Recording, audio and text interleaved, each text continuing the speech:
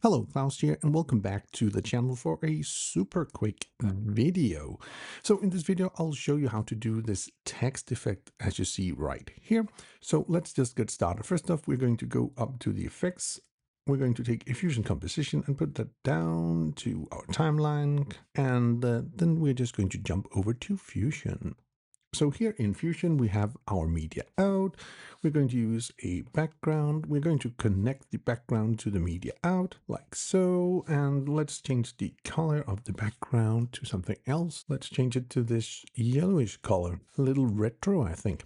So we're going to take a text node here, and I'm just going to connect that like so. So now we have a merge, and let's just write text, okay, like so. I'm going to change the font into some kind of an impact font. Let's take this one, and then I'll go up to the shading, and I'm going to go into the tab number 3. I'm going to add a black shadow like so, and I'll go into number 2 and add a red outline. Even though I do not want it to be red, I want this to be black like so. And then I'm going to go into the thickness here, and I'm going to make it a little thicker like so. I'll just jump back to the text. I'll just have to go into the tracking. Something like that looks cool, I think. So I'm just going to add in a transform right here, and I'm going to size the thing quite a bit, something like that. Horror Feast. And I'm going to duplicate the text, the transform, and the merge. I'm going to push Command C and then Command V, and with Shift push down, I'm going to move everything around and let go when it turned blue, like here. Okay, so for the second text, I'm going to change the color in red color. So then I'm just going to very quickly take a polygon mask. I'm going to put that down here, and I'm just going to draw a shape like so. Something like that. And in the transform in the animation, I'm going to click here to turn off that effect. And I'm going to connect this to the blue output of the merge. So now we're going to do a mask. So I'm going to go into the polygon, and in the polygon, I'm going to go to the beginning keyframe, and in the center, I'm going to put in a keyframe. Then I'm just going to move this out of frame. So, and then I'll go to frame 40, and in frame 40, I'm just going to move this down so it covers the text like that. There we go. So now we have a blood effect fast.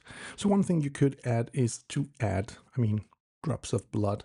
So I'll just show you how to add one, and then you can do this in your own time and continue this, but it's super simple. I'm going to take a background, change the color. Actually, for now, we'll just keep it black. I'll change the color later. Then I'm going to take a polygon, and I'll just go back here. So select the polygon. I'm going to do a square, and I'm going to connect that into the background, and I'm going to connect this down to a merge. So now we have this black square here, and we're going to animate that in. I'm going to do that in the merge. Select the merge, and when we're around here, I need this to be visible. So I'll go into the blend, and I'm going to push a keyframe, and then I'm just going to go like a frame back, and I'll take the blend all the way down. So now we have this. Okay, pretty simple. Okay, so now I'm going to animate this so it'll be visible around here.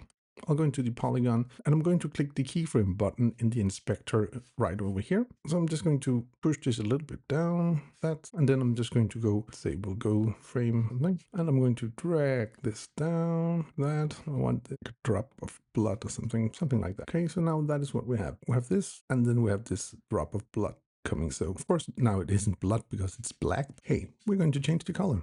So let's go into the color, and we're going to change that to red. And then we might as well go into the alpha, and we can just kind of take a little out. So now we have this drop of blood coming down. It would be cool to add a thing more actually. So I'm going to push Shift Spacebar and write drop. So I have a drop shadow. I'm going to add in a drop shadow here, and then I'll go into the angle, something like that, blur it a bit less, and then the strength I'm going to. So now we have coming here, but now this looks a little bit strange. So I'm going to do a little trick here. I'm going to take the rectangle into the mask output. So around here, and then I'm just going to push invert. So now it's going to hide that blood. Going to okay here. Okay, we're just going to move it down so it covers just barely. So this is what we have. Pretty easy, pretty simple way to do a little blood effect. One thing you could do would be to actually add a little bit of texture, and we're going to do that with one of the grindhouse overlays I have.